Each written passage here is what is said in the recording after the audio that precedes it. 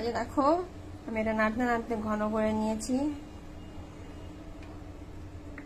আমি নর্মাল টেম্পারেচারে লিকা করে মানে ভিজায় রাখছি এটার সাথে মেশানোর জন্য।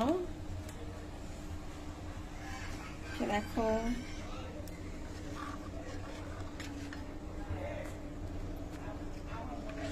এটা হচ্ছে বলা চলের গুঁড়ো, তাহলে ক্ষীরার ফ্লেভারটা একটু সুন্দর আসবে। এটা এখন আমি নাড়বো আর এটা ছেড়ে দিব।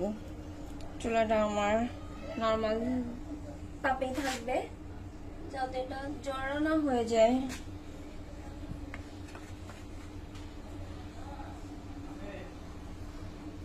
নাড়বো আর একটু একটু করে ঢালবো।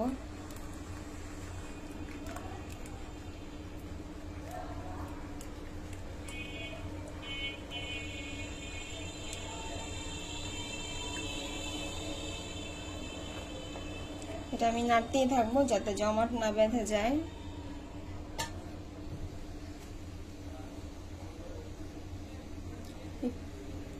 টানার আরেকটু অ্যাক্টিভ হওয়ার পরে আমি এখানে একটু সামান্য এলাচের গুঁড়ো দিব, 2 টেবিল চামচ চিনি দেব, কারণ আমি এটার জন্য ব্যাটার তৈরি করব এখানে আমি গুড় ইউজ করব যাতে মিষ্টিটা সমান সমান থাকে, কারণ বেশি মিষ্টি হলে খেতে ভালো লাগবে না।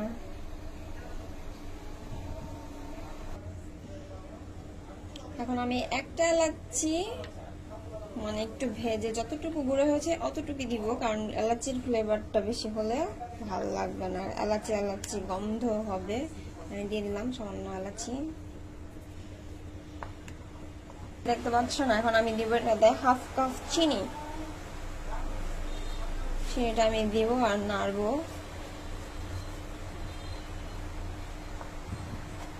চিনিটা দেওয়ার পর একটু পাতলা হবে, নাড়তে নাড়তে এটা শুকিয়ে যাবে।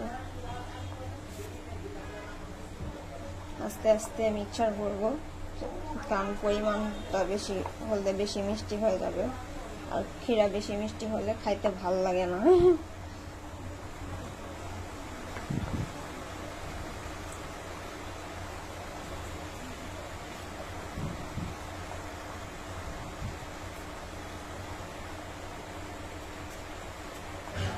আস্তে আস্তে সবগুলো চিনি আমি মিশিয়ে নিব।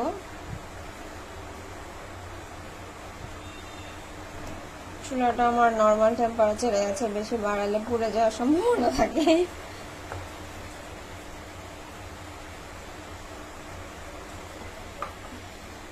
এখন আমি এটা আস্তে আস্তে নাড়বো আর শুকাবো।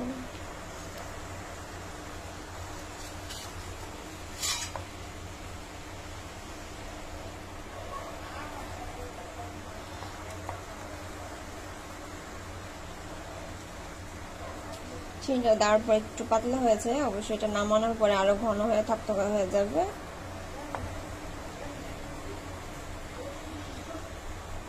এটা থেকে সুন্দর একটা গ্রান বের হয়েছে। আমার তো এখন ইচ্ছা করতেছে একটু খাই, কিন্তু নামানোর পরে আমি অবশ্যই একটু খাবো।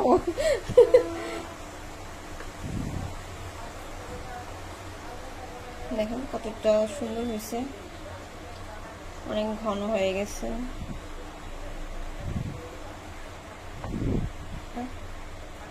রেডি হয়ে গেল আমার পাটিসাপটার ক্ষীরা। এটাকে নামিয়ে ঠান্ডা করতে দিয়ে এখন আমি পিঠার জন্য ব্যাটার তৈরি করব। তাহলে চলুন আমরা পিঠার আর চালের গুঁড়ি গোলানোর আয়োজন করি।